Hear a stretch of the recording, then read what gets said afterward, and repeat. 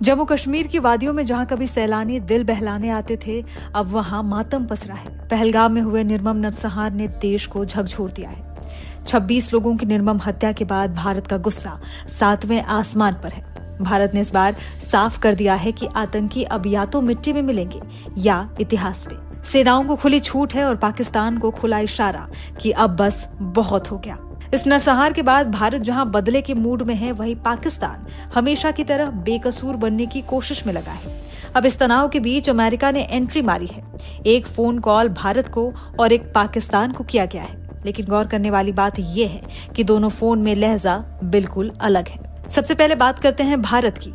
अमेरिकी विदेश मंत्री मार्को रूबियो ने भारत के विदेश मंत्री एस जयशंकर से बात की और 26 लोगों की हत्या पर गहरा शोक जताया।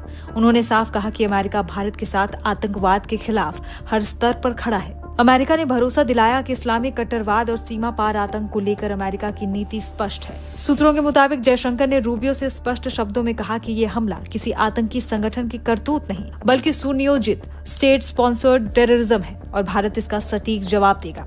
अमेरिका ने संयम की अपील की, लेकिन ये भी समझा कि भारत की भावनाएं सिर्फ डिप्लोमेटिक निंदा से शांत नहीं होंगी। अब बात करते हैं उस फोन की जो गया पाकिस्तान के प्रधानमंत्री शहबाज शरीफ के पास। वहां लहजा थोड़ा बदल गया। अमेरिका ने शरीफ को शांति और स्थिरता की याद दिलाई और साथ ही पहलगाम हमले की खुलेआम निंदा करने को भी कहा। रूबियो ने 3 बातों पर जोर दिया। पहला, पाकिस्तान को हमले की सार्वजनिक रूप से निंदा करनी चाहिए। दूसरी, जांच में सहयोग करने की बात, यानी अमेरिका भी जानता है कि जांच वहीं से शुरू होती है जहां साजिश का पता चलता है।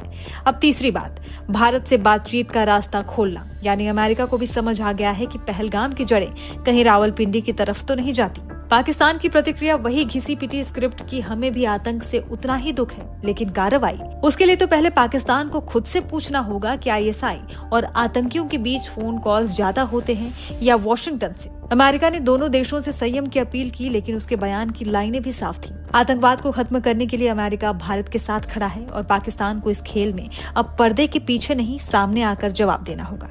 तो एक फोन कॉल ने साफ कर दिया कि अमेरिका की आंखों में कौन पीड़ित है और कौन परिचित है। भारत अब चुप नहीं बैठेगा और पाकिस्तान अब सिर्फ फोन काटकर बात नहीं टाल पाएगा। पहाड़ों की शांतवादी में 22 अप्रैल की वो रात सिर्फ एक हमला नहीं था, वो एक इशारा था कि आतंक अब धर्म और दया की सीमाएं पार कर चुका है और भारत अब इस इशारे का जवाब देने को भी तैयार है।